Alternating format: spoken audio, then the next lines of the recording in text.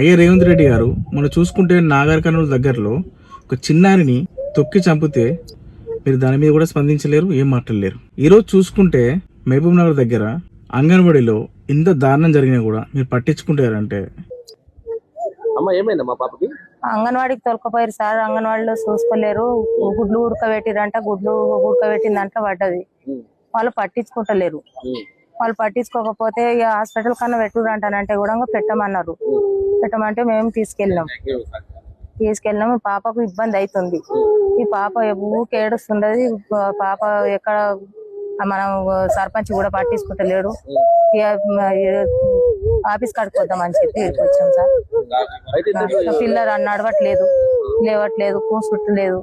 ఆమె బోర్లోనే ఉన్నది. నెల రేపు 17 రావట్లేదు సార్, అసలు నిలబడతలేదు. ఇబ్బంది ఉంది సార్. ఇప్పుడు మళ్ళా మేడం తానికి పోదామని చెప్పి మేడం తానికి వచ్చాము.